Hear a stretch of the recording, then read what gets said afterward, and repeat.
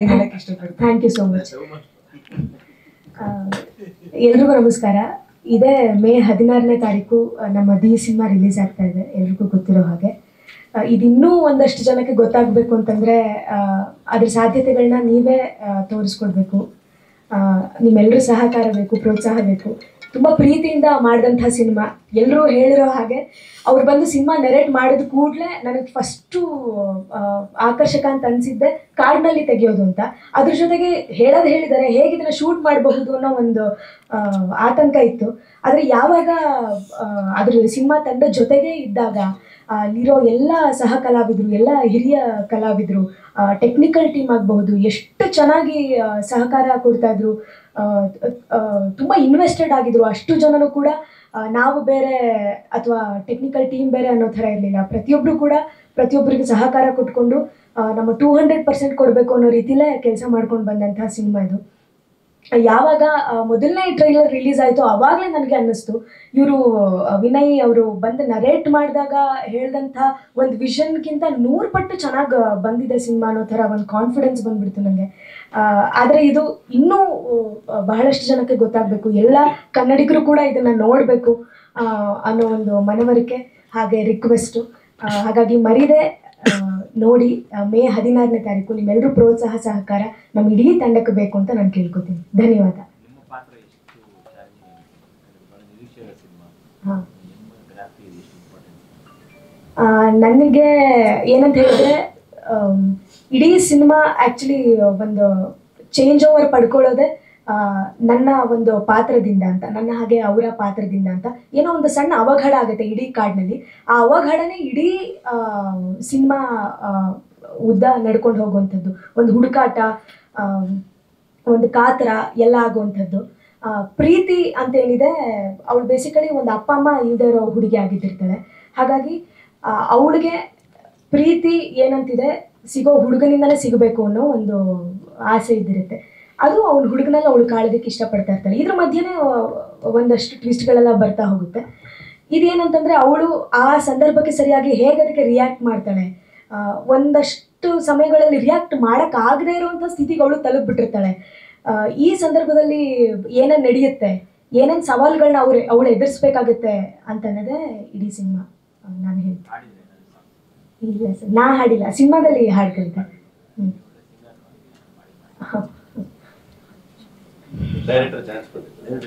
ಇಲ್ಲ, ಅವರು ಒಂದ್ಸತಿ ಹೇಳಿದ್ರು, ಬಟ್ ಅದು ವಿಷಯ ಮುಂದಕ್ಕೆ ಹೋಗ್ಲಿಲ್ಲ ಅಷ್ಟೇ. ಅದು ನಾನೇ ಕಾರಣ ಇರ್ಬೋದು ಪಾಪ, ಅವ್ರನ್ನ ನಾನೇನು ಬ್ಲೇಮ್ ಮಾಡಲ್ಲ.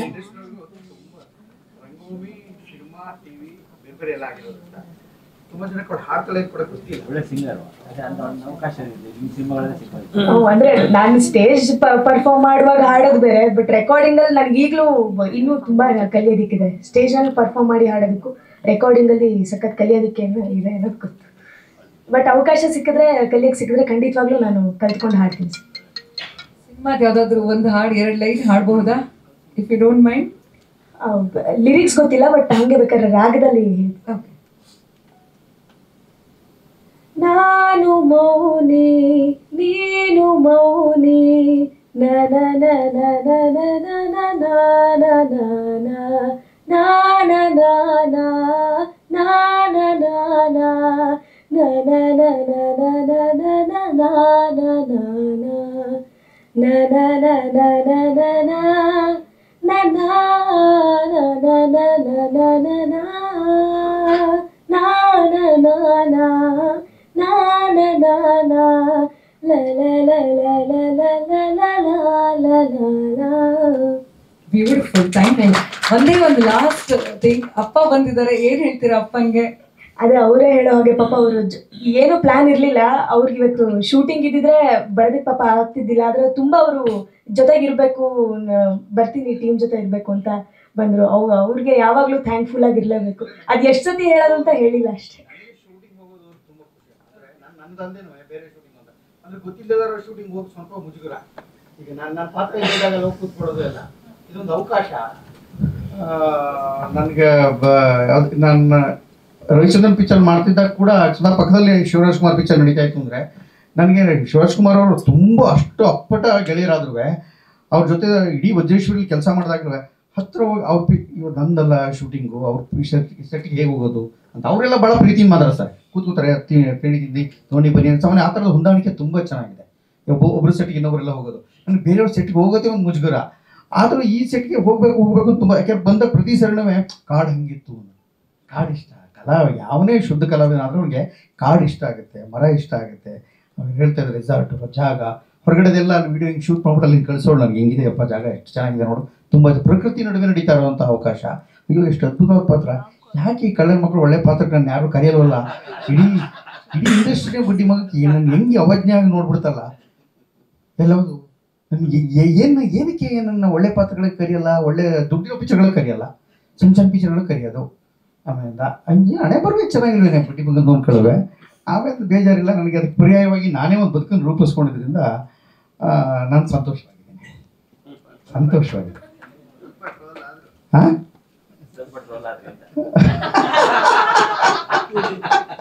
ಸಂತೋಷವಾಗಿದೆ. ಅದನ್ನು ನನ್ನ ಕರೀದಿದ್ರು ಅವ್ರ ಹಣೆ ಬರೋ ಒಂದು ಕಡೆ ಹೊತ್ತು ನನ್ನ ಹಣೆ ಬರೋ ಅಂತ ಯಾವಾಗ ಒಂದು ಕಡೆ ಇದೆ ನಾನು. ಹೌದು, ಚೆನ್ನಾಗಿರೋದು.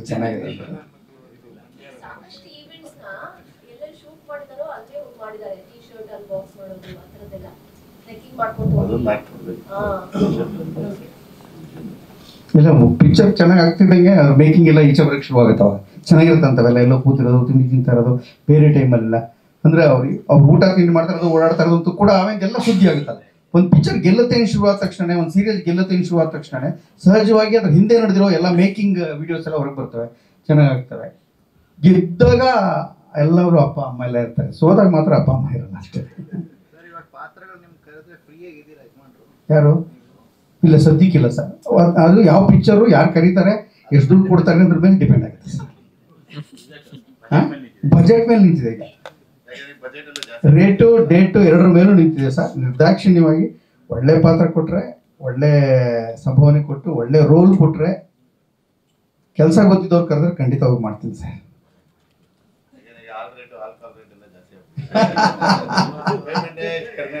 ಮುಂಚೆ ಇಷ್ಟು ಮಾತಾಡಕ್ಕೂ ಎದುರ್ಕೋತಾ ಇದ್ದೆ, ಈಗ ಗೊತ್ತಾಗೋಗಿದೆ ನಮ್ಮನ್ನ ಕಡೆಗೆ ಕೆಲಸ ಒಂದೇ ಗೆಲ್ಸೋದು. ಕೆಲಸ ಬಿಟ್ಟರೆ ಯಾವಾಗ ಹೇಳ್ತಾ ಇರ್ತೀನಿ, ಒಂದು ಸಿನಿಮಾ ರಂಗಕ್ಕೆ ಪ್ರತಿಭೆ ಬೇಕಾಗಿರೋದು 30% ಸರ್, ಸ್ಟ್ರಾಂಗ್ ಆಗಿ ಪ್ರತಿಭೆ. ಇನ್ನೊಂದು 30% ಅಪ್ಪಟ ಅವ್ನ ಶ್ರಮ, ಇನ್ನೊಂದು 30% ಅವ್ನ ನಡವಳಿಕೆ, ಕಡೆ 10% ಇದೆಯಲ್ಲ ಅದೃಷ್ಟ, ಅದೇ ಮುಖ್ಯ. ಇವಿಷ್ಟು ಸೇರ್ಕೊಂಡ್ರೆ ಮಾತ್ರ ಒಬ್ಬನ ಗೆಲುವು, ಇಲ್ಲವ್ರು ಖಂಡಿತ ಇಲ್ಲ ಅಂತ ನನ್ನ ನಂಬಿಕೆ. ನಾನು ನೋಡ್ಕೊಂಬಂದಿದ್ದು ಬೆಳವಣಿಗೆಯಲ್ಲಿ ಈ ಮೂರಲ್ಲಿ ಒಂದು ಮಿಸ್ ಆದರೂ ಗ್ಯಾರಂಟಿ ಹೊಡಿತಾ ಇರ್ತದೆ. ಏನೋ ತುಂಬ ಚೆನ್ನಾಗಿ ಮಾಡ್ತಾ ಇರ್ತಾನೆ, ನಡವಳಿಕೆ ಸಮಸ್ಯೆ ಇರುತ್ತೆ, ಯಾರೂ ಮಾಡಲ್ಲ. ಇನ್ನು 30 ಭಾಳ ಚೆನ್ನಾಗಿ ಪ್ರತಿಭೆನೇ ಇರಲ್ಲ, ಇನ್ನು ಮಿಕ್ಕಿದೆಲ್ಲ ಚೆನ್ನಾಗಿರುತ್ತೆ. ಸ್ವಲ್ಪ ದಿನ ಓಡ್ತಾನೆ ಅಣ್ಣ, 10% ಹೆಲ್ಪ್ ಮಾಡ್ತಾರೆ. ತುಂಬ ಜನ 10% ಓಡಿದವರು ಇದ್ದಾರೆ ಇಂಡಸ್ಟ್ರಿಗೆ. ನಾವು ಅದನ್ನ ನೋಡಿ ಸಂತೋಷ ಪಡ್ತಾ ಇರ್ತೀವಿ ಕನ್ನಡಿಗರು. ನಾನು ಅವಾಗ ಪ್ರೇಕ್ಷಕ, ಹೊರಗಡೆ ನಿಂತ್ಕೊಂಡು, ಇಂಡಸ್ಟ್ರಿಯಿಂದ ಹೊರಗಡೆ ನಿಂತ್ಕೊಂಡು ನೋಡಿ ಮಜಾ, ಚೆನ್ನಾಗಿದೆ, ಓಡು ಮಗ ಅಂತ ಇರ್ತೀವಿ.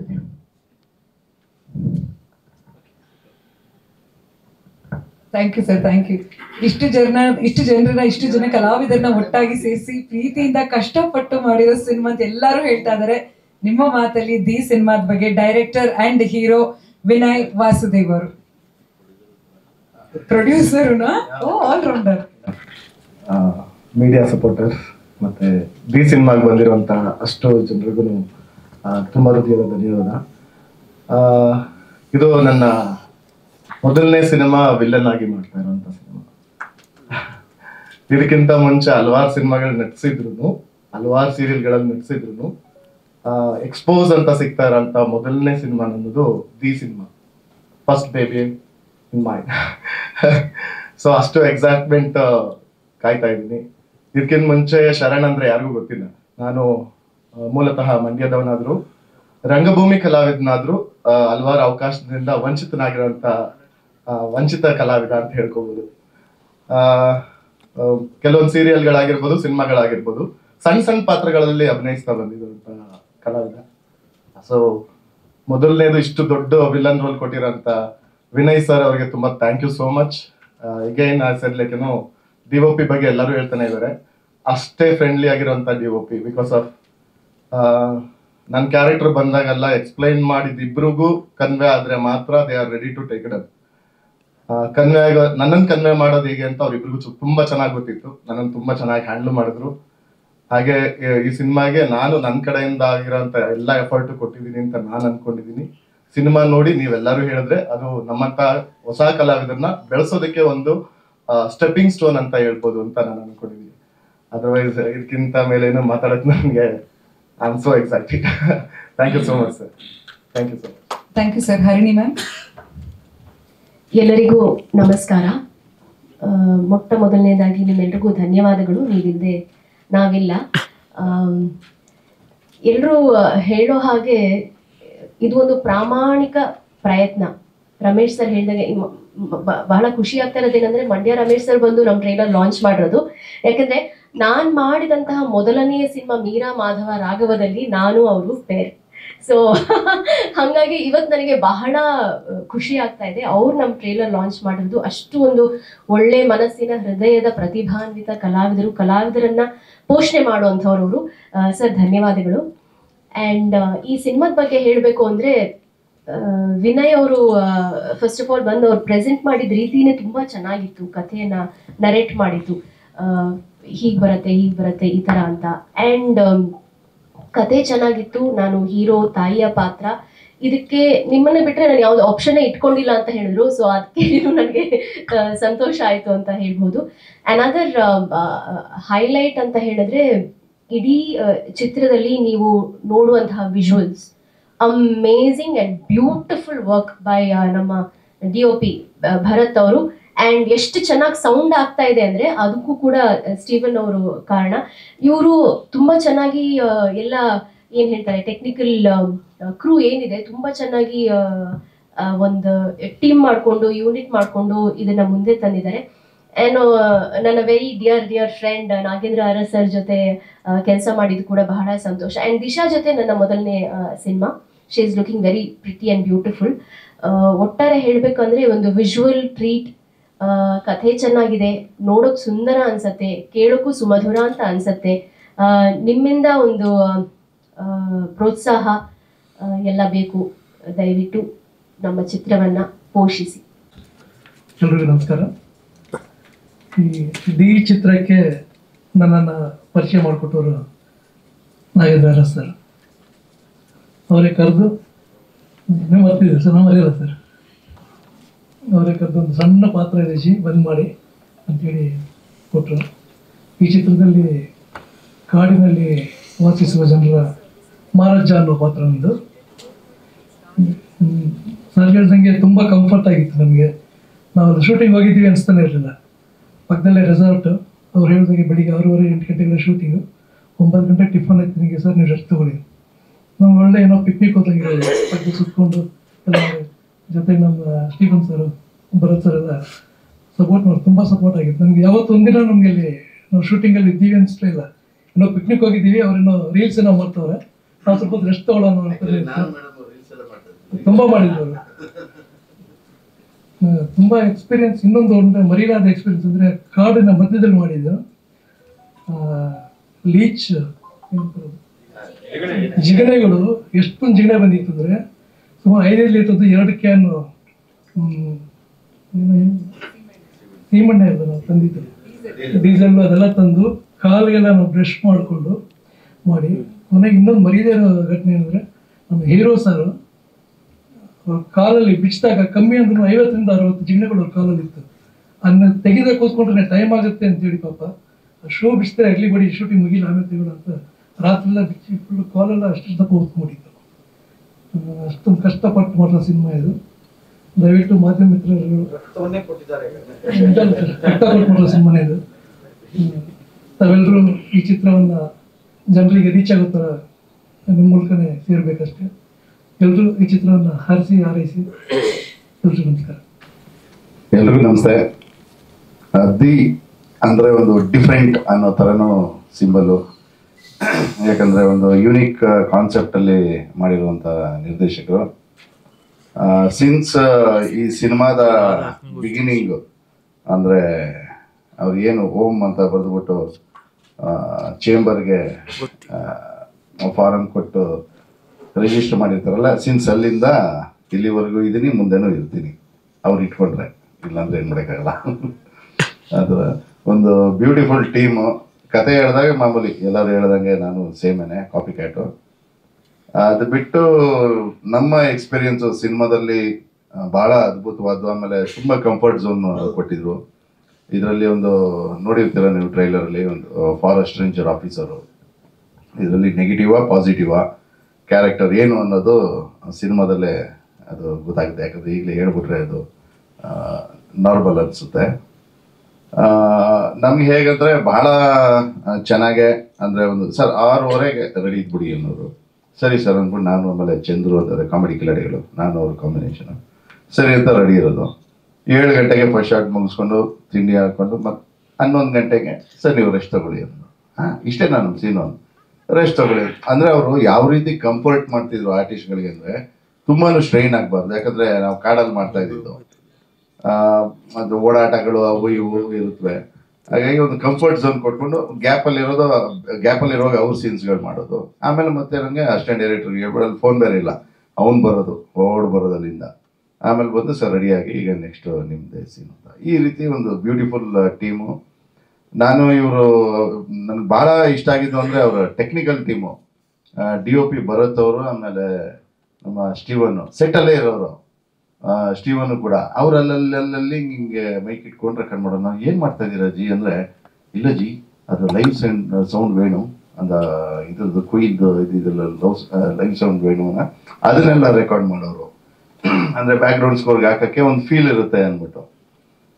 ನೀವು ನೋಡಿದ್ರೆ ಗೊತ್ತಾಗುತ್ತೆ, ದಿ ಬ್ಯಾಂಗ್ ಇದೆ ಬ್ಯಾಕ್ಗ್ರೌಂಡ್ ಸ್ಕೋರಲ್ಲಂತೂ. ಆಮೇಲೆ ವಿಜುವಲ್ ಟ್ರೀಟು ಹಾಗೇನೆ. ಯಾಕಂದ್ರೆ ನಿಮಗೆ ವಿಜುವಲ್ ಆ ರೀತಿ ಬಂದರೆ ಅದಕ್ಕೆ ಸಾಥ್ ಕೊಟ್ಕೊಂಡು ಮ್ಯೂಸಿಕ್ ಮಾಡೋಕ್ಕೆ ಸಾಧ್ಯ. ಇದೆಲ್ಲದಕ್ಕೂ ಪೂರ್ವವಾಗಿ ಡೈರೆಕ್ಟರ್ ಅವರ ಇಮ್ಯಾಜಿನೇಷನು. ನಾನು ಎಲ್ಲೂ ಅವರು ಜಗಳ ಆಡಿದ್ದು ನೋಡಿಲ್ಲ, ಕಿತ್ತಾಟ ಆಡಿದ್ದು ನೋಡಿಲ್ಲ. ಸೆಟ್ಟಲ್ಲಿ ಕೂಲ್ ಗೋಯಿಂಗ್ ಬಾಯ್. ಹೇಗೆ ಅವರು ಹಿಂಗೆ ನಕ್ಕೊಂಡು ಹಸನ್ಮುಖಿಯಾಗಿದ್ರು ಆ ಥರ. ಬಟ್ ಈಗ ಟೆನ್ಷನ್ ಆಗಿದ್ದಾರೆ ರಿಲೀಸಲ್ಲಿ. ಮಾಮೂಲಿ ನಮ್ಮ ಡಿಸ್ಟ್ರಿಬ್ಯೂಟರ್ ಸರ್ ಹೇಳ್ದಂಗೆ ದುಡ್ಡು ಅನ್ಸೋದು ಅದು ಇದು ಅನ್ನೋದ್ರಲ್ಲಿ. ಬಟ್ ನಾನು ಇಲ್ಲಿವರೆಗೂ ನೋಡ್ದಂಗೆ ಕೆಲವು ಡಿಸ್ಟ್ರಿಬ್ಯೂಟರ್ಸು, ನಾನು ಓಪನ್ ಆಗಿ ಹೇಳ್ತೀನಿ, ಅದೆಲ್ಲ ಏನು ನನಗೆ ಮುಚ್ಚುಮರ ಇಲ್ಲ. ಡಿಸ್ಟ್ರಿಬ್ಯೂಷನ್ ಅಂದ ತಕ್ಷಣ ಬರೀ ಓಕೆ ಬನ್ನಿ, ಇಷ್ಟು ಥಿಯೇಟರ್ ಇಷ್ಟು ಕಟ್ಟಿ ಥಿಯೇಟರ್ ಬಾಡಿಗೆ ಕಟ್ಟಿ ಇಷ್ಟು ಕಟ್ಟಿ ಅಷ್ಟೇ ಅವ್ರ ಬಿಸ್ನೆಸ್ ಏನಿದೆ ಅದು. ಬಟ್ ವಿಜಯ್ ಸರ್ ಬಗ್ಗೆ ಮೆಚ್ಚಬೇಕಾಗಿರೋದು ಅಂದರೆ, ನಾವು ಯಾವಾಗ ಸರ್ನ ಅಂತ ಹೇಳ್ಕೊಂಡು ಫೈನಲ್ ಅಂತ ಮಾಡಿದಾಗ ಥ್ರೂಔಟ್ ಒಂದು ಸಿನಿಮಾ ರೆಡಿ ಆದಮೇಲೆ ಥ್ರೂಔಟ್ ಜೊತೆಲೇ ಇದ್ದಾರೆ. ಅಂದರೆ ಸಪೋರ್ಟಿಂಗಲ್ಲಿ ಯಾವ ರೀತಿ ಈ ರೀತಿ ಮಾಡಿ, ಆಮೇಲೆ ಪ್ರಮೋಷನ್ ಆ್ಯಕ್ಟಿವಿಟೀಸಲ್ಲಿ ಪಾಪ ಹೇಳ್ದಂಗೆ ಅದೇ ಅವ್ರದ್ದು ಫೈನಾನ್ಷಿಯಲಿ ಸಮಸ್ಯೆಯಲ್ಲಿ ಇದ್ದಾರೆ, ಗೊತ್ತು ರಿಲೀಸು ಟೈಮಲ್ಲೇ ಯಾವ ರೀತಿ ಅಂತ. ಬಟ್ ಇದರಲ್ಲೂ ಕೂಡ ನೀವು ಮೀಡಿಯಾ ಪೀಪಲ್ ಬಂದು ಒಂದು ಸಪೋರ್ಟ್ ಮಾಡ್ತಿರೋದು. ಯಾಕಂದರೆ ಇಂಥ ಒಳ್ಳೆ ಸಿನಿಮಾಗಳು ಬರಬೇಕು. ಸಮಸ್ಯೆ ಏನಂದರೆ ಕೆಲವರು ದುಡ್ಡು ಇರುತ್ತೆ, ಎಲ್ಲ ಇರುತ್ತೆ, ಪ್ರಾಡಕ್ಟ್ ಅಷ್ಟು ಮಜಾ ಇರಲ್ಲ. ಸುಮ್ಮನೆ ಅದಕ್ಕೆ ಸುರಿದು ವೇಸ್ಟು. ಬಟ್ ಇವರಲ್ಲಿ ಪ್ರಾಡಕ್ಟ್ ಇದೆ, ಬಟ್ ರೀಚ್ ಮಾಡೋದಕ್ಕೆ ಸ್ವಲ್ಪ ಕಷ್ಟ ಆಗ್ತಿದೆ. ಹಾಗಾಗಿ ಒಂದು ಕೇಳ್ಕೊಳ್ಳೋದಷ್ಟೇ, ಮೀಡಿಯಾ ಪೀಪಲ್ಸಿಂದ ಎಲ್ಲರೂ ನಮ್ಮ ಸ್ನೇಹಿತರೆ ಭಾಳ ವರ್ಷಗಳಿಂದ ನಾವು ಜರ್ನಿ ಮಾಡಿದ್ವಿ ನಿಮ್ಮ ಜೊತೆ. ಈ ಒಂದು ಚಿತ್ರಕ್ಕೆ ನಿಮ್ಮೆಲ್ಲರ ಸಪೋರ್ಟ್ ಇರಲಿ ಅಂತ ನಾನು ಕೇಳ್ಕೊತೀನಿ. ಜೈ ಹಿಂದ್, ಜೈ ಕರ್ನಾಟಕ. ಪಾಲುದಾರರು ಎಲ್ರಿಗೂ ನಮಸ್ಕಾರ. ಬಂದಿರೋ ಎಲ್ಲ ಮಾಧ್ಯಮ ಮಿತ್ರರಿಗೆ ನಮಸ್ಕಾರ. ದಿ ಅಂತ ನನ್ನ ಸಿನಿಮಾ ಟೈಟ್ಲ್ ಇಟ್ಟಾಗ ಒಂದಷ್ಟು ಜನ ಕೇಳಿದ್ರು, ಕನ್ನಡ ಲೆಟ್ರಾ ಇಂಗ್ಲೀಷಾ? ಕನ್ನಡ ದಿ ಅಂತಾನೆ ಏನಕ್ಕೆ ಇಟ್ಟಿದ್ದು ಅಂತ ಇವತ್ತು ಕಾರಣ ಹೇಳ್ತೀನಿ. ಇದಕ್ಕೆ ಮುಂಚೆ ನನ್ನ ಟೀಮಲ್ಲಿ ಒಂದು 3 ಜನಕ್ಕೆ ಹೇಳಿದ್ದೆ. ದಿ ಅಂತಾನೆ ಪರ್ಟಿಕ್ಯುಲರ್ ಆಗಿ ಇಡಕ್ಕೆ 3 ಜನ ಕಾರಣ. ಇಬ್ರು ನನ್ನ ಗುರುಗಳು, ಇನ್ನೊಂದು ಸುದೀಪ್ ಸರ್ ಏನಕ್ಕೆ ಅಂದ್ರೆ ನನಗೆ ತುಂಬಾ ಇಷ್ಟ. ಆಟೋಮೆಟಿಕ್ ದಿ ಅನ್ನೋದು ತುಂಬಾ ಬಂದ್ಬಿಡುತ್ತೆ ನನಗೆ, ಅದು ಹೇಳ್ತೀನಿ. ಇಬ್ರು ವ್ಯಕ್ತಿಗಳಂದ್ರೆ ಇಬ್ರು ಗುರುಗಳು. ಒಬ್ರು ದಿಲ್ವಾರ್ ರಾಮದುರ್ಗ ಅಂತ ಅಂದ್ಬಿಟ್ಟು ಸುಧಾ ಮ್ಯಾಗ್ಝಿನ್ ಅಲ್ಲಿ ಕೆಲಸ ಮಾಡ್ತಿದ್ರು. ಇನ್ನೊಬ್ರು ನಾಗ್ತಿಹಳ್ಳಿ ಚಂದ್ರಶೇಖರ್ ಅವ್ರ ಅಳಿಯ ರಾಮ್ದೀಪ್ ಅಂತ. ಈ ಇಬ್ರು ಹೆಸರಿಂದಾನು ದಿ ಅನ್ನೋ ಅಕ್ಷರ ಎತ್ಕೊಂಡೆ. ಸೊ ನನಗೆ ಸುದೀಪ್ ಸರ್ ತುಂಬಾ ಇಷ್ಟ. ಸೊ ಅದಕ್ಕೋಸ್ಕರ 3 ವ್ಯಕ್ತಿಗಳು ಅದ್ರಲ್ಲಿ ಬರಬೇಕು ಅಂತ ಹೇಳ್ಬಿಟ್ಟು ದಿ ಅಂತ ಟೈಟ್ಲ್ ಇಟ್ಟೆ. ಆ ದಿ ಅನ್ನೋ ಅಕ್ಷರ ನನ್ಗೆ ಎಷ್ಟು ಚೆನ್ನಾಗಿ ಆಗ್ಬಂತು ಅಂದ್ರೆ, ಸಿನಿಮಾ ನಾಯಕ ನಟಿ ಹೆಸರು ದಿಶಾ ರಮೇಶ್. ನಾವು ಶೂಟಿಂಗ್ ಮಾಡಿದ ಜಾಗ ದೇವರಾಯನದುರ್ಗ, ನಾವು ರೆಸಾರ್ಟ್ ಉಳ್ಕೊಂಡಿದ್ದ ಹೆಸರು ದೋಣಿ ಮೂಲೆ. ಆಲ್ಮೋಸ್ಟ್ ಎಲ್ಲಾನು ದಿ ಅಂತಾನೆ ಬಂತು. ದೇವ್ರ ಮನೆ ಪ್ರತಿಯೊಂದು ಕಡೆ ಶೂಟ್ ಮಾಡುವಾಗ ಸೊ ಅಕ್ಷರ, ಹಾಗಾಗಿ ದಿ ಅಂತಾನೆ ಟೈಟ್ಲ್ ಇಟ್ಟಿದ್ದು. ಇನ್ನು ಸಿನಿಮಾ ಬಗ್ಗೆ ಹೇಳ್ಬೇಕಂದ್ರೆ ಕಂಪ್ಲೀಟ್ ಆಗಿ ಒಂದು 80% ಕಾಡಲ್ಲಿ ನಡೆಯುವಂಥ ಕತೆ. ಕಾಡಲ್ಲಿ ಏನ್ ನಡೆಯೋ ಕತೆ ಅಂತ ಅಂದ್ರೆ ಈಗಿನ ಜನರೇಷನ್ ಮ್ಯಾಕ್ಸಿಮಮ್ ಏನಂದ್ರೆ ಒಂದು ಟ್ರಕ್ಕಿಂಗ್ ಹೋಗ್ಬೇಕು ಅಂದ್ರೆ ಹೊರಗೆ ಹೋಗ್ತಾರೆ. ಮೋಸ್ಟ್ ಆಫ್ ಆಲ್ ಕಾಡಿಗೆ ಹೋಗ್ಬೇಕು ಅಂತ ಹೋಗ್ತಾರೆ. ಅಂತ ಕಾಡಿಗೆ ಹೋದಾಗ ಆ ಇಬ್ರು ಪ್ರೇಮಿಗಳ ಮಧ್ಯೆ ಏನೆಲ್ಲ ಆಗತ್ತೆ ಅನ್ನೋದು ಚಿತ್ರದ ಕತೆ. ಇದು ಟ್ರಾವೆಲ್ ಆಗ್ತಾ ಹೋಗುತ್ತೆ. ಇದು ನಾನ್ ಲೀನಿಯರ್ ಕತೆ, ಪಾಸ್ಟ್ ಪ್ರೆಸೆಂಟ್ ಎರಡೂ ಮಿಕ್ಸ್ ಆಗ್ತಾ ಹೋಗುತ್ತೆ. ಗೊತ್ತಿಲ್ಲದೆ ಇರೋರ ಪಾತ್ರಗಳು ಒಳಗೆ ಎಂಟ್ರಿ ಆಗುತ್ತೆ. ಕೊನೆಗೆ ಏನಾಗುತ್ತೆ, ಆ ದಿ ಅಂದ್ರೆ ಏನು, ಅದೆಲ್ಲ ಸಿನಿಮಾದಲ್ಲೇ ನೋಡ್ಬೇಕು. ಸರ್ ಇದು 2ನೇ ಸಿನಿಮಾ. ಇದಕ್ಕೆ ಮುಂಚೆ ಮಾಡಿದ್ದ ಸಿನಿಮಾ ರಿಲೀಸ್ ಆಗಲಿಲ್ಲ. ಕಡೆಮನೆ ಅಂತ ಒಂದು ಮಾಡಿದ್ದೆ, ಸೆನ್ಸಾರ್ ಕೂಡ ಆಯ್ತು, ರಿಲೀಸ್ ಆಗಿಲ್ಲ. ಕೋವಿಡ್ ಕಾರಣದಿಂದ ಅದು ರಿಲೀಸ್ ಆಗಲಿಲ್ಲ. ಸೊ ಹಾಗಾಗಿ ಇದೇ ಅಫಿಷಿಯಲ್ ಆಗಿ ಮೊದಲನೇ ಸಿನಿಮಾ.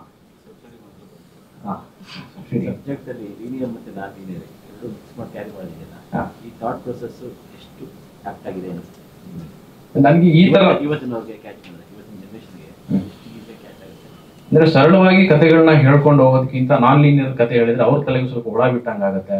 ನೋಡ್ತಾರೆ, ಕ್ಯೂರಿಯಾಸಿಟಿ ಹುಟ್ಟತ್ತೆ, ಇದನ್ನ ಅವರೇ ಲಿಂಕ್ ಮಾಡ್ಕೊತಾರೆ, ಇದಲ್ಲ ಇದಲ್ಲ ಇದು ಅನ್ನೋದು. ಸೊ ಚಿತ್ರಕಥೆ ಬರಿಬೇಕಾದ್ರೆ ಅದನ್ನ ನಾನ್ ಲೀನಿಯರ್ಲೇ ಬರೆಯೋಣ, ಸರಳವಾಗಿ ಹೇಳೋದು ಬೇಡ, ಅದು ಸ್ವಲ್ಪ ಪಾಸ್ಟ್ ಪ್ರೆಸೆಂಟ್ ಎರಡನ್ನು ಮಿಕ್ಸ್ ಮಾಡ್ಕೊಂಡು ಬರೆಯೋಣ ಅಂತ ಅನ್ಕೊಂಡು ಬರೆದಿದ್ದೆ.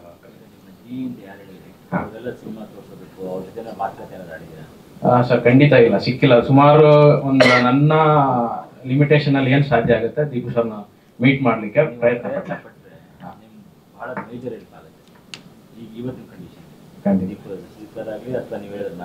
ಆ ಟೀಮ್ ಭೇಟಿ ಮಾಡಿದ್ರೆ ಸಾಕು, ನಿಮಗೆ ಒಂದಷ್ಟು ಓಪನಿಂಗ್ ಬೇರೆ ತರದೇ ಸಿಗುತ್ತೆ ಅಂತ ಅನ್ಸುತ್ತೆ. ನೀವು ಬೇಗ ಮಾಡಿದ್ರೆ ಖಂಡಿತ ಸರ್, ನಾನು ಪ್ರಯತ್ನ ಪಟ್ಟಿದ್ದು, ಈಗ ಸ್ಟಿಲ್ ಪಡ್ತಾ ಇದ್ದೀನಿ. ಆಕ್ಚುಲಿ ಬೇರೆ ಏನೋ ಅನ್ಕೊಂಡಿದ್ದು, ಬಟ್ ಅದಾಗ್ಲಿಲ್ಲ ನನ್ನ ಕೆಲವೊಂದು ಅಡಕು ತೊಡಕುಗಳಿಂದ. ಬಟ್ ಇನ್ನು ಸ್ವಲ್ಪ ದಿನದಲ್ಲಿ ಮ್ಯಾಕ್ಸಿಮಮ್ ಪ್ರಯತ್ನ ಪಡ್ತೀನಿ ಸರ್.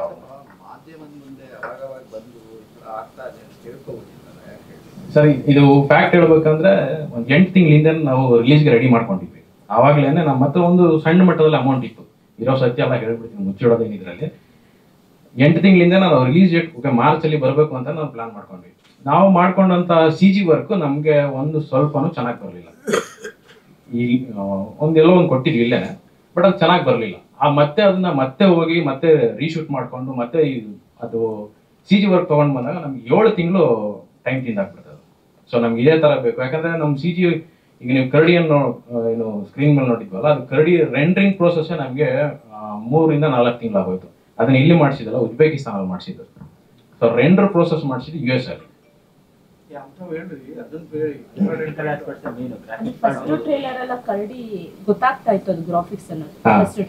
ಹೌದು, ಬಟ್ ಅದು ಫಸ್ಟ್ ಟ್ರೈಲರ್ ಅಲ್ಲಿ ಬಂದಿದ್ದು ಅಷ್ಟು, ಅದೊಂದು 8 ರಿಂದ 10 ಸೆಕೆಂಡ್ ಮಾತ್ರ ನಮಗೆ ಚೆನ್ನಾಗಿ ಬಂತು. ಒಟ್ಟು ಸಿನಿಮಾ ನಾಯಕ ನಟನ ಜೊತೆ ಒಂದು ಕರಡಿ 5 ನಿಮಿಷದ ಒಂದು ಫೈಟ್ ಬರುತ್ತೆ. ಬಟ್ ಅದು ಕಂಪ್ಲೀಟ್ ಫೈಟ್ ನೋಡಿದಾಗ ನಮಗೆ ಫನ್ನಿ ಅಂತ ಅನಿಸ್ಬಿಡ್ತು, ಅಷ್ಟು ಚೆನ್ನಾಗಿ ಬರಲಿಲ್ಲ. ಸೊ ನಮಗೆ ಮೇಜರ್ ಪಾಯಿಂಟ್ ಅದಿರೋದ್ರಿಂದ ನಾವು ಆ ಪೋರ್ಷನ್ ಮತ್ತೆ ಇನ್ನೊಂದ್ಸಲ VFX ಆರ್ಟಿಸ್ಟ್ ನ ಮೀಟ್ ಮಾಡಿ ಟೆಕ್ನಿಷಿಯನ್ ಎಲ್ಲಿ ಮಾಡಿಸಿದ್ರೆ ನಮ್ಮ ಬಜೆಟ್ಗೆ ಸಿಗುತ್ತೆ ಅಂತ ಅಂದ್ಬಿಟ್ಟು. ಸೊ ಒಂದು 8 ರಿಂದ 10 ತಿಂಗಳು ನಮ್ಗೆ ಅಲ್ಲೇ ಹೋಯ್ತು. ಅವ್ರು ಪ್ರತಿಯೊಂದು ಫೈಲ್ಸ್ನ ಮಾಡಿ ನಮ್ಗೆ ಕಳಿಸ್ಬೇಕು, ನಾವಿಲ್ಲಿ ಡೌನ್ಲೋಡ್ ಪ್ರೋಸೆಸ್ ಮಾಡ್ಕೋಬೇಕು, ಮತ್ತೆ ಅದು ನಮ್ಮ ಸೀಕ್ವೆನ್ಸಿಗೆ ತಕ್ಕನ ಕೂರಿಸ್ಕೊಂಡು ಕರೆಕ್ಟಾಗಿ ಇದೆಯಾ ಅಂತ ನೋಡಿಕೊಂಡು. ಸೊ ಆ ಒಂದು ಪ್ರೋಸೆಸ್ ಅಲ್ಲಿ 8 ತಿಂಗಳಾಗಿದ್ರಿಂದ ತಡ ಆಯ್ತು ಸಿನಿಮಾ. CG ಪೋರ್ಷನ್ ಟೋಟಲ್ ಒಂದು 12 ನಿಮಿಷ ಬರ್ಬೋದು. ಅದೇ ಕರಡಿ, ಆನೆ, ಹಾವು ಯಾವುದು ಸಿನಿಮಾದಲ್ಲಿ ಬಳಸಿರುವಂತ ಎಲ್ಲಾ ಪ್ರಾಣಿಗಳು CGನೇ ಮಾಡಿಸಿರೋದು. ಸೊ ಅದಕ್ಕೂ ಹಾಗಾಗಿನೇ ತುಂಬಾ ಸಮಯ ತಿಂದಾಕ್ಬಿಡ್ತದೆ. ಅದಕ್ಕೆ ಪರ್ಫೆಕ್ಟ್ ಆಗಿ ಬರಬೇಕು ಅನ್ನೋ ಕಾರಣಕ್ಕೆ ಲೇಟ್ ಆಯ್ತು ಸ್ವಲ್ಪ. ಕರಡಿ, ಹಂದಿ ಎಲ್ಲ ಕನ್ನಡ ಸಿನಿಮಾಗೆ ಗುಡ್ ಸೈನ್ಸ್ ಅಲ್ಲ ಸರ್? ಖಂಡಿತ. ರ್ಯಾಂಬೋಗೆ, ಆಮೇಲೆ ಗಾಳಿಪಟಕ್ಕೆ,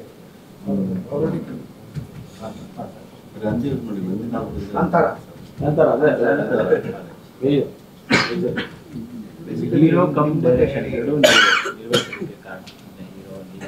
ಸರ್ ಕತೆ ಬರೆದಾಗ ನಾನು ಕತೆ ಬರೀಬೇಕಾದ್ರೆ ನನ್ನನ್ನ ನಾನು ಹಾಕೊಂಡು ಬರ್ದ್ಬಿಟ್ಟಿರ್ತೀನಿ. ಓಕೆ, ಈ ಸಂದರ್ಭದಲ್ಲಿ ಹೆಂಗ್ ರಿಯಾಕ್ಟ್ ಮಾಡ್ತಾನೆ ಅಂತ ಬರ್ದಿದ್ದೀನಿ. ಸಿನಿಮಾಗೆ ಮುಂಚೆ ಅನ್ಕೊಂಡಿದ್ದು ಬೇರೆಯವ್ರನ್ನ, ಬಜೆಟ್ ಕಾರಣಕ್ಕೆ ಅದು ಮತ್ತೆ ಡಿಲೇ ಆಗಿ ಕೋವಿಡ್ ಆದ್ಮೇಲೆ ನಾನು ಸ್ಟಾರ್ಟ್ ಮಾಡ್ಬೇಕಂತ ಪ್ಲಾನ್ ಹಾಕೊಂಡಿದ್ದು. ಇದ್ದಂತ ಒಂದಿಬ್ರು ಬೇರೆ ಪ್ರೊಡ್ಯೂಸರ್ಸ್ ಬೇರೆಯವ್ರು ಇದ್ರು.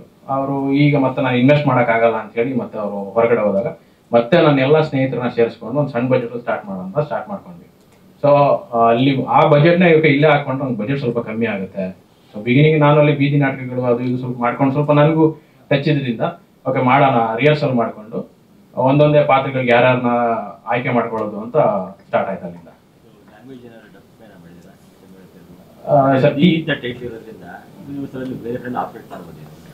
ಮಾತುಕತೆ ನಡೀತಿದೆ ಸರ್. ಅವ್ರಲ್ಲಿ ಫಸ್ಟ್ ಪ್ರಿಫರೆನ್ಸ್ ಏನ್ ಕೇಳ್ತಾರೆ ಅಂದ್ರೆ ಹೀರೋ ಬೋಸ್ ಬಾ, ಮಾತುಕತೆ ಒಂದು ಎಲ್ಲ ಆಗುತ್ತೆ, ಸಿ ಜಿ ಪೋರ್ಷನ್ ಚೆನ್ನಾಗಿದೆ ಅಂತ ಹೇಳ್ತಾರೆ, ಹೀರೋ ಹೊಸಬ್ರು ಇದ್ದಾರೆ, ರಿಲೀಸ್ ಮಾಡಿ ಆಮೇಲೆ ನೋಡೋಣ.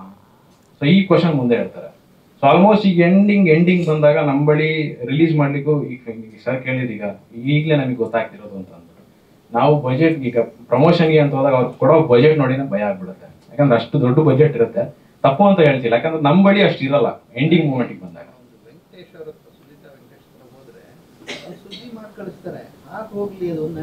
ಸರಿ ಖಂಡಿತ ಸರ್. ನನಗೆ ಸರ್ ಸಿಕ್ಕಿದ್ದು ಸುಧೀಂದ್ರ ಸರ್ ಸಿಕ್ಕಿದ್ದೆ ತುಂಬಾ ಕೋಪರೇಟ್ ಮಾಡಿರುವಂತ ಅನೇಕ ನೂರಾರು ಏನು ಗೊತ್ತಿಲ್ಲದಿರೋರು ಆಮೇಲೆ ಸೆಟ್ಲ್ ಆದ್ಮೇಲೆ ಎಷ್ಟೋ ಜನ ಸಹಾಯ ಮಾಡೋದು ಸರ್. ಖಂಡಿತ ಸರ್ ಬಗ್ಗೆ ಹೇಳ್ಬೇಕಂದ್ರೆ ನನಗೆ ನಿಮ್ಮ ಪರ್ಮಿಷನ್ ಇಲ್ಲದೆ ಹೇಳ್ತೀನಿ. ಟು ಬಿ ಫ್ರ್ಯಾಂಕ್, ಆಕ್ಚುಲಿ ಇದಕ್ಕೆ ಮುಂಚೆ ಬೇರೆಯವರು ಒಬ್ರು ಇದ್ರು. ಅವ್ರ ಹೆಸರು ಹೇಳೋದು ಬೇಡ, ಯಾಕಂದ್ರೆ ಅದು ಅವರು ನಮ್ಮ ಒಂದು ಎಥಿಕ್ಸ್ ಅನ್ನೋದಿರುತ್ತೆ. ಬಟ್ ಹೆಸರು ಬೇಡ. ಅವರು ಈ ವ್ಯಕ್ತಿ ಎಷ್ಟು ಕಾಲ್ ಮಾಡಿದ್ರು ಪಿಕ್ ಮಾಡ್ತಿರ್ಲಿಲ್ಲ. ನನಗೆ ಯಾವ್ದಾದ್ರು ಪ್ರೆಸ್ ಮೀಟಲ್ಲಿ ಸಿಕ್ಕಿದಾಗ ಏನ್ರಿ ಫೋನ್ ರಿಸೀವ್ ಮಾಡ್ರಿ, ಡೈರೆಕ್ಟ್ರ್ ಮಾಡ್ತಾರೆ, ಬೆಲೆ ಇಲ್ವೇನ್ರಿ ಡೈರೆಕ್ಟ್ರಿಗೆ ಅಂತ. ಹೌದಣ್ಣ, ಸಾರಿ ಅಣ್ಣ ಗೊತ್ತಾಗಿಲ್ಲ ಅಣ್ಣ, ಬಿಸಿ ಇದೆ ಅಣ್ಣ. ಮೂರು ಮೊಬೈಲ್ ಇಟ್ಕೊಂಡಿರ್ತಾರೆ. ಇರಲಿ, ಬಿಸಿ ಇರಲಿ, ಎಲ್ಲರೂ ಬೆಳೆಯಲಿ, ತೊಂದರೆ ಇಲ್ಲ. ಬಟ್ ಒಂದು ಕೆಲಸ ವಹಿಸಿದ್ಮೇಲೆ ಅದನ್ನ ಅಚ್ಚುಕಟ್ಟಾಗಿ ಮಾಡಬೇಕು. ಮೆಸೇಜ್ ಹಾಕಿದ್ರು ರಿಪ್ಲೈ ಇಲ್ಲ. ಪಾಪ ಇವ್ರು ತೋರಿಸ್ತಾರೆ ಸಿಕ್ದಾಗೆಲ್ಲ, ನೋಡಿ ಸರ್ ಹಿಂಗೆ ಹಾಕಿದ್ದೀನಿ ಮೆಸೇಜ್, ಎಷ್ಟು ರಿಕ್ವೆಸ್ಟಿಂಗ್ ಅಲ್ಲಿ ಹಾಕ್ತಾರೆ, ಅದಕ್ಕೂ ರಿಪ್ಲೈ ಇಲ್ಲ. ಅಷ್ಟೊಂದು ಬಿಸಿ ಇರ್ತಾರ. ಹಾಗಾಗಿ ಹಿಂಗೆ ಅಂದಾಗ ಆಮೇಲೆ ಬೆಸ್ಟ್ ಸರ್ ಈ ಥರ ಸುಧೀರ್ ಸರ್ ಮಾಡ್ತಿದ್ದು ದಿ ಬೆಸ್ಟ್ ಆಯಿತು ಸರ್. ದುಡ್ಡು ಕೂಡ ಒಂದಷ್ಟು ಹೋಗಿದೆ, CG-ಲೂ ಹೋಯ್ತು, ಇಲ್ಲೂ ಹೋಯ್ತು. ಅಟ್ಲೀಸ್ಟ್ ಅದರಲ್ಲಿ ಬಂದಿದ್ದ ದುಡ್ಡು ಏನಾದ್ರು ಒಂಚೂರು ಪ್ರಮೋಷನಲ್ ಆಕ್ಟಿವಿಟೀಸ್ಗೆ ಹಾಕೊಂಬೋದಾಗಿತ್ತು. ತುಂಬಾ ಶ್ರಮಪಟ್ಟು ಮಾಡೋದು. ಇಲ್ಲ ಸರ್, ಸಿಕ್ಕಿದ್ದು ನನಗೆ ಜಸ್ಟ್ ಒಂದು ತಿಂಗಳಿಂದೆ ಸರ್. ಅವರು ಆಫೀಸ್ಗೆ ಹೋದಾಗ ಸರ್ ಹಿಂಗೆ ಆಗಿದೆ ಅಂತ ಹೇಳಿದಾಗ ಸರ್ ಏನು ಮಾಡ್ಬೇಕು ಹೇಳಿ. ನನಗೆ ಫ್ಯಾಕ್ಟ್ ಹೇಳ್ಬೇಕಂದ್ರೆ ಅಯ್ಯೋ ನಾನು ಮುಂಚೆ ಅಂದ್ರೆ ನನಗೆ ಸಿಕ್ಬಿಟ್ಟಿದ್ರೆ ನನಗೆ ಇಷ್ಟು ಕಷ್ಟಗಳೇ ಆಗ್ತಿರ್ಲಿಲ್ವಲ್ಲ ಅನ್ನೋದು ಮನಸ್ಸೊಳಗೆ ನನಗೆ ಕೊರಿತಾರೆ.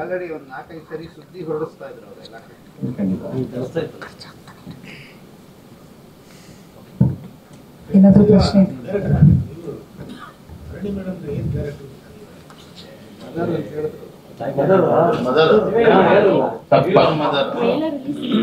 ಪದ್ಮ ಅನ್ನೋದ್ರಲ್ಲಿ ಕ್ಲಿನಿಕಲ್ ಸೈಕಾಲಜಿಸ್ಟ್ ಪಾತ್ರವನ್ನು ಮಾಡಿದ್ದಾರೆ.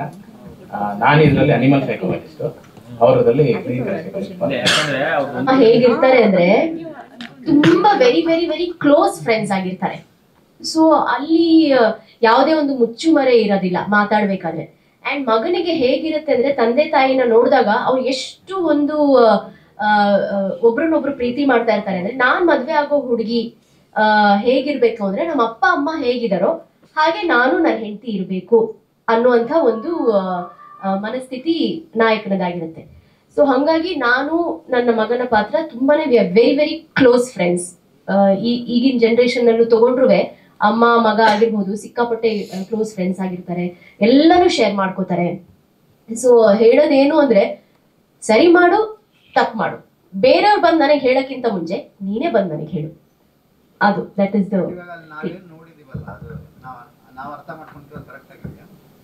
ಇಲ್ಲ, ಅದಾದ್ಮೇಲೆ ಬೇರೆ ಶಾರ್ಟ್ ಬೇರೆದ್ ಬಂದ್ಬಿಟ್ಟಿದೆ. ಹಾಗಾಗಿ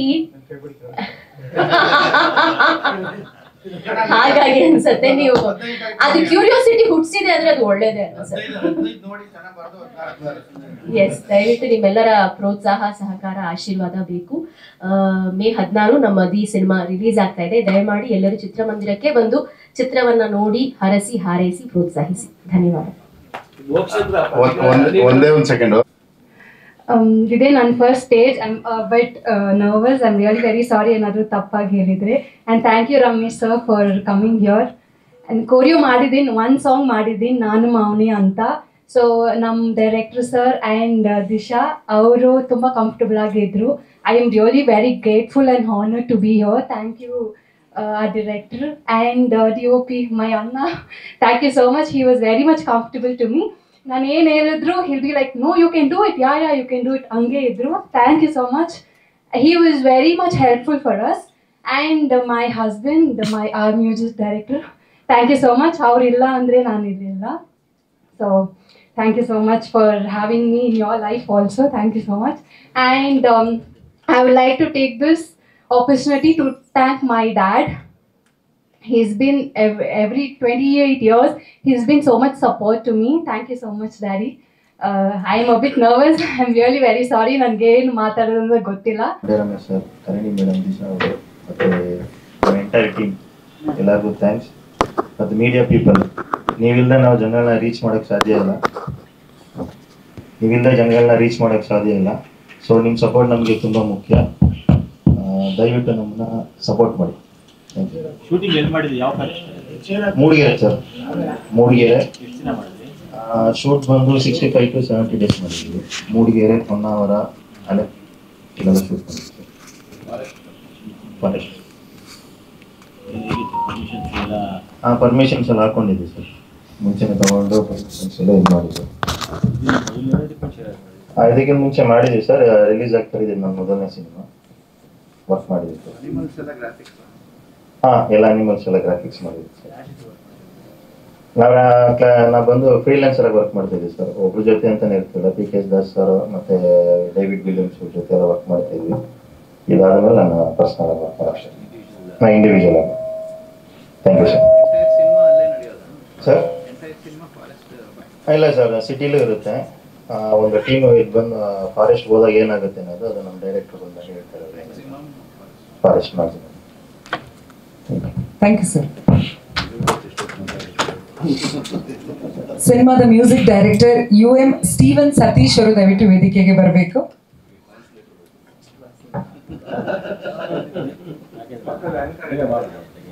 ಎಲ್ಲರಿಗೂ ನಮಸ್ಕಾರ.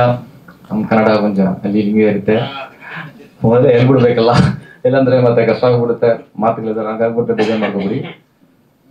ಈ ಸಿನಿಮಾ ಬಗ್ಗೆ ಹೇಳ್ಬೇಕಾದ್ರೆ, ಈ ಸಿನಿಮಾಕ್ಕೆ ಟ್ಯಾಗ್ಲೈನ್ ಹಾಕಿದ್ರೆ ಹಾರ್ಡ್ ವರ್ಕ್ ಒಂದು ಹಾಕಿದ್ರೆ ಕರೆಕ್ಟ್ ಆಗಿರುತ್ತೆ ನನ್ನ ಪ್ರಕಾರ. ಯಾಕಂದ್ರೆ ಡೇ ನೈಟ್ ನನ್ನ ಕನ್ಸಲ್ಲಿ ಬರೋದು ಈ ಸಿನಿಮಾ ಮಾತ್ರನೇ. ಹಿಂಗೇನೆ ಡೈಲಿ ಹಂಗೆ ಹೋಗ್ತಾ ಇತ್ತು. ನಮ್ಮ ಡೈರೆಕ್ಟರ್ ಬಗ್ಗೆ ಹೇಳ್ಬೇಕಾದ್ರೆ ಒಂದು ಫ್ರೀ ಆರ್ಟಿಸ್ಟ್ ಥರ ಒಳ್ಳೆ ಸ್ಪೇಸ್ ಕೊಡ್ತಾರೆ. ಸೊ ಅದ್ರ ಬಗ್ಗೆ ಏನು ಹೇಳಕ್ಕೆ ಬೇಕಾಗಿಲ್ಲ. ಏನೇ ಮಾಡಿದ್ರೂ ಹಿಂಗೆ ಆಗಿದಂದ್ರೆ okay, take out time. So ಅದಕ್ಕೆ ಎಷ್ಟೇ ಡೆವಲಪ್ ಆಗೋ ವಿಚಾರ. ಏನೋ ಕ್ರಿಯೇಟಿವಿಟಿ ಕೆಲಸ ಇದ್ರೂ ನಾವು ಅದಕ್ಕೆ ಜಾಗ ಕೊಡಬೇಕು. ಕೊಟ್ಟರೆ ಮಾತ್ರ ಆ ಕೆಲಸ ನಡೆಯುತ್ತೆ, ಇಲ್ಲ ಅಂದ್ರೆ ನಡೆಯೋದೇ ಇಲ್ಲ. ಸೊ ಅದು ಕರೆಕ್ಟಾಗಿ ತಿಳ್ಕೊಂಡೋದಕ್ಕೆ ಇಲ್ಲಿ ತನಕ ಕನ್ನಡ ಒಳ್ಳೆ ಸಿನಿಮಾನ ಬರ್ತಿದೆ. ನಾನು ಇಲ್ಲಿ ಕನ್ನಡ ಬರುವಾಗ ಅವ್ರು ಆಲ್ಮೋಸ್ಟ್ ಓರಿಯೆಂಟೇರಿಯಾ ಎಂದೇ ಇಟ್ಕೊಳ್ಳಿ. ಅವಾಗ ಕನ್ನಡ ಒಳಗಡೆ ಗೊತ್ತಾಗಲ್ಲ, ಏನೋ ಬರೋದಿಲ್ಲ. ಮೋಸ್ಟ್ಲಿ ಟ್ರಾನ್ಸ್ಲೇಟ್ ಬರ್ತಾರೆ, ಅವ್ರನ್ನ ಹೇಳ್ತಾರೆ, ಹಿಂಗೆ ಇರುತ್ತೆ.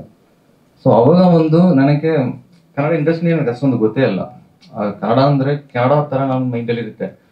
ಇಂಡಿಯಾಗೆ ಒಂದು ಇರುತ್ತೋ ಅನ್ಸುತ್ತೆ, ಆ ಲೆಕ್ಕಾಚಾರ ಇರುತ್ತೆ. ಅಷ್ಟು ಇರುತ್ತೆ. ನಾನು ಕೊನೆಗೆ ನನಗೆ KGF ಒಂದು ಮೇಕಿಂಗ್ ಬಂತು. ಅವಾಗ ನೋಡುವಾಗ ದೊಡ್ಡ ಸಿನಿಮಾ ಮಾಡ್ತಿದ್ದಾರ, ಹಂಗೇನೆ ಇತ್ತು. ಓಪನ್ ಆಗಿ ಹೇಳಿದ್ರೆ ನನಗೇಂದ್ರೆ ಗೊತ್ತಿಲ್ಲಲ್ಲ, ನಾವು ಅದರ್ ಸೈಡಲ್ಲಿ ಇರ್ತೀವಿ, ನಮ್ಗೇನು ಗೊತ್ತಾಗಲ್ಲ. ಕೊನೆಗೇನೆ ಗೊತ್ತಾಯ್ತು, ಸರಿ ಆಯ್ತು ಒಂದೊಂದು ಸಿನಿಮಾ ಬರುವಾಗ.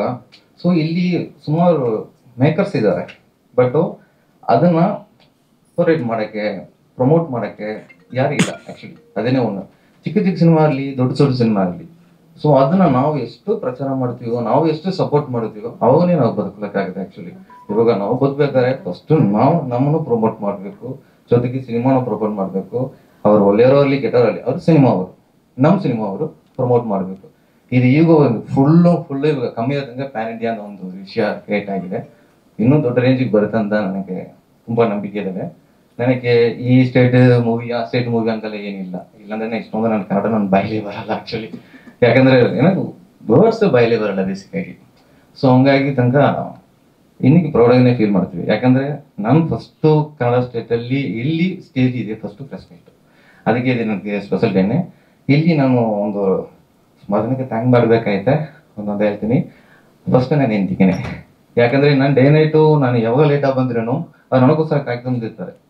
ಊಟ ಮಾಡಲ್ಲ, ಬಂದಕ್ಕೇ ಮಾಡ್ತಾರೆ.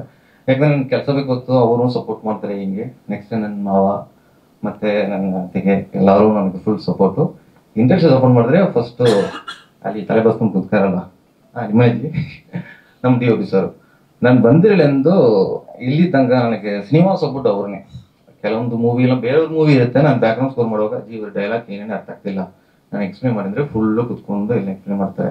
ಸೊ ಇವರು ಫುಲ್ ಕಂಪ್ಲೀಟ್ ಫ್ರೀ ಆರ್ಟಿಸ್ಟ್ನೇ, ಒಳ್ಳೆ ನಾನು ತಗೊಳ್ಳಿ ಹಂಗೆ ಕೊಡೋ ಥರನೇ ಅವ್ರ ಲೆಕ್ಕಾಚಾರ. ನೆಕ್ಸ್ಟ್ ನೋಡಿದ್ರೆ ನಮ್ಮದು ಡೈರೆಕ್ಟರು ಅವ್ರ ಬಗ್ಗೆ ಆಲ್ರೆಡಿ ಹೇಳಿದ್ರೆ ನಾವು 1 hour ತೊಗೊಬೇಕು ಅವ್ರ ಬಗ್ಗೆ ಆದರೆ. ಮತ್ತು ನಮ್ಮ ಸರ್ ನರೇಂದ್ರ ಸರ್, ಸೊ ಅವರು ಹೇಳಕ್ಕೆ ಬೇಕಾಗಿಲ್ಲ, ಯಾಕಂದರೆ ಅವ್ರ ಬಗ್ಗೆ ಎಲ್ಲರಿಗೂ ಗೊತ್ತು ಅವರು ಮಾಡಿದ ಕೆಲಸ ಮತ್ತು ಶೂಟಿಂಗಲ್ಲಿ ಎಷ್ಟು ಕಂಫರ್ಟಬಲ್ ಇರ್ತಾರೆ. ಎಲ್ರಿಗೂ ಒಂದೇ ರೆಸ್ಪೆಕ್ಟ್, ಒಂದು ಎಕ್ಸ್ಪೀರಿಯನ್ಸ್ ಇಲ್ಲವ್ರಿಗೆ ಮಾತ್ರ ಬರುತ್ತೆ, ಎಲ್ಲರಿಗೂ ಬರೋಲ್ಲ. ಯಾಕಂದರೆ ನಾನು ದೊಡ್ಡವನು, ನಾನು ನಿಮಗೆ ಯಾಕೆ ಹಿಂಗೆ ಮಾತಾಡಬೇಕು, ಹಿಂಗೆ ಯಾಕೆ ಮರ್ಯಾದೆ ಕೊಡಬೇಕು, ಈ ಥರ ಸಿಕ್ಕಾಪಟ್ಟ ವಿಷಯನ ಇರುತ್ತೆ. ಆ ರೇಂಜಲ್ಲಿ ನೋಡುವಾಗ ನಾನು ಈ ಸಿನಿಮಾಲಿ ಕೆಲಸ ಮಾಡೋದು ಎಲ್ಲರೂ ಒಳ್ಳೆ ರೆಸ್ಪೆಕ್ಟು. ನಾನು ಮೊದಲೇ ನಾನು ಈ ಸಿನಿಮಾಲಿ ಆ್ಯಕ್ಟ್ ಮಾಡುವಾಗ ನಾನೊಬ್ಬ ಮ್ಯೂಸಿಕ್ ಯಾರು ಗೊತ್ತೇ ಆಗಲ್ಲ. ಆ್ಯಕ್ಚುಲಿ ಇದರಲ್ಲಿ ಬಂದಿರ್ತೀವಿ ಪ್ರಪಂಚ ಕಾಣ್ತಾರಲ್ಲ ಅದು. ಸೊ ಎಲ್ಲರೂ ಅವರು ಚಿನ್ನ ಆರ್ಟಿಸ್ಟು ದೊಡ್ಡ ಆರ್ಟಿಸ್ಟು, ಆದರೂ ಒಂದು ರೆಸ್ಪೆಕ್ಟ್ ಅಂದರೆ ಈ ಟೀಮಲ್ಲಿ ನೋಡಿದೆ, ಈ ಟೀಮ್ನೇ ಕನ್ನಡ ಆರ್ಟಿಸ್ಟ್ ಅಂತ ತಿಳ್ಕೊಂಡಿದ್ದೀವಿ. ಇದು ಇಲ್ಲಿ ತನಕ ನಾನು ಜಾಸ್ತಿ ಆಗಬೇಕಂತ ನಂದು ಆಸೆ ಇರುತ್ತೆ. ಏನು ಸರ್ ನಮ್ಮ ಸಿನಿಮಾ ಅಲ್ಲ, ನಮ್ಮ ಸಿನಿಮಾಲಿ ಕೇಳಿದ್ರೆ 4 ಸಾಂಗ್ ಇದೆ ಸರ್, 3 ಸಾಂಗ್ ರಿಲೀಸ್ ಆಗಿದೆ. ಸರ್ ರೀ ರೆಕಾರ್ಡಿಂಗ್ ಕರೆಕ್ಟಾಗಿ ಹೇಳಿದ್ರೆ ಉಸಿರು ಊಟಕ್ಕೆ 1 hour 2 hours ಸಾಕು, ಬಟ್ ಉರ್ವ ಜೋಡ್ಸೋಕ್ಕೆ ಟೈಮ್ ಬೇಕು. ಸೊ ಆ ಉರ್ವ ಎಲ್ಲರಿಗೂ ಇಷ್ಟ ಆಗಬೇಕು. ಸೊ ಮ್ಯೂಸಿಕ್ ಅಂದರೆ ಜಸ್ಟ್ ಒಂದು ಫ್ಲೋ ಥರ ಇಟ್ಕೊಳ್ಳೋಣ, ನಾವು ಅದನ್ನ ಹೆಂಗೆ ಜೋಡಿಸೋ ಲೆಕ್ಕಾಚಾರ. ಸೊ ಫಸ್ಟ್ ಈ ಮೂವಿಗೆ ಟೋಟಲ್ ಮ್ಯೂಸಿಕ್ ಮುಗಿರೋದು 2 days ಸರ್. ಆ್ಯಕ್ಚುಲಿ ಮೇನ್ ಕೋರ್ ಮ್ಯೂಸಿಕ್ ಆಗಿರೋದು 2 days ಆಗಿದೆ. ನೆಕ್ಸ್ಟ್ ಅದನ್ನು ಪ್ರೋಗ್ರಾಮಿಂಗ್ ರಿಪೀಟ್ ಇಂಪ್ರೂವ್ ಲೈವ್ ಎಲ್ಲ ಬೇರೆ R&D ಈ ಥರ ಟೈಮ್ ಆಗಿದೆ. ವರ್ಷನ್ಸು ಕರೆಂಟ್ ಸೀಕ್ವೆನ್ಸ್ ಒಂದು ಇರುತ್ತೆ, 6 ವರ್ಷನ್ಸ್ ಮಾಡಿದ್ದೀವಿ. ಮತ್ತೆ ಲವ್ ಸೀಕ್ವೆನ್ಸು ಮೇಜರ್ ಸಾಂಗ್ಲಿಂದ ಬಂದಿರೋದು, ಬಟ್ ಬ್ಯಾಕ್ಗ್ರೌಂಡ್ ಸ್ಕೋರ್ನೇ ಒಂದು ಕನ್ವರ್ಟ್ ಮಾಡಿ ಒಂದು ಸಾಂಗ್ನೇ ಒಂದಿದೆ ಈ ಮೂವಿಯಲ್ಲಿ, ಇಂಡಿಕೇಟ್ಸಲ್ಲಿ ಬರುತ್ತೆ. ಅದು ಫುಲ್ ಮೂವಿಗಳು RRನೇ, ಅದು ನಮಗೆ ಸಾಂಗ್ ಕನ್ವರ್ಟ್ ಮಾಡೋದು ಚೆನ್ನಾಗಿರುತ್ತೆ. ಸೊ ಹಂಗನೂ ಅದು ಡೆವಲಪ್ ಆಗಿರೋ ವಿಚಾರನೇ. ಸೊ ವರ್ಷನ್ ಲಿಸ್ಟ್ ಸೇರಿದ್ರೆ ಸಿಂಪಲ್ ಆಗಿ ನಿಮ್ಗೆ ಹೇಳಿದ್ರೆ ನಂದು ಈ ಮೂವಿನ ನಂದು ಮ್ಯೂಸಿಕ್ ಪ್ರಾಜೆಕ್ಟ್ ಫೈಲು 600 GB ಕರೆಕ್ಟಾಗಿ ಹೇಳಿದ್ರೆ.